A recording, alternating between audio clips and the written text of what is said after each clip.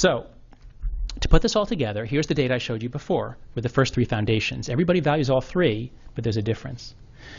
With these other three foundations, the story is very different. It looks like this. People on the right, people who say they're very conservative, they value all six foundations roughly equally. Sorry, I can't move away because of the microphone. But what that shows is basically, I mean, there's some small differences, but essentially people on the right say that all six of them matter. Whereas people on the left say, well, three of them matter, three don't, and of the three that matter, care matters most. Okay, so the metaphor that I use in the book, which I think you might find helpful, especially if any of you are advisors to the Democratic Party, I think this was probably the take-home message of the evening. So this image is not literally true. Many of you learned in school that there are different kinds of taste bud. Oh, the sweet receptors are in the front, and sour, salty, bitter. They're actually scattered all around the mouth, but pretend that the older map was true. Imagine that these six foundations I've told you about are like six different kinds of taste buds, like moral taste buds. And now imagine that the tongue, the moral tongue, or the moral mind, is prepared to taste care, fairness, liberty, loyalty, authority, and sanctity. But what do the Democrats serve? Here's what they offer.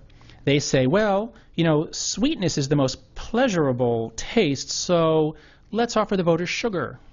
Let's talk constantly about care and compassion and helping victims. And let's try to get them to vote for us.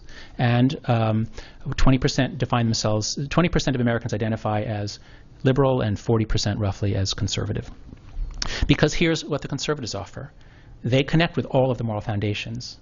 Liberals have trouble understanding them, respecting them, but the Republicans, since Reagan especially, have done a much better job, I believe, of connecting with American moral sense.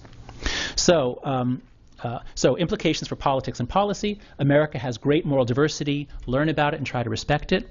If you are on the left, be particularly careful about policies that violate loyalty, authority, and sanctity. Those foundations are needed to preserve moral capital.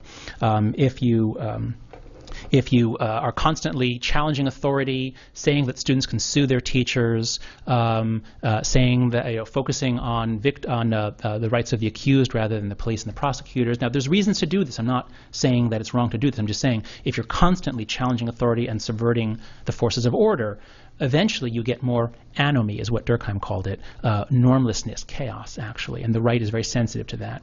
So this is, I think, a mistake that the left often makes.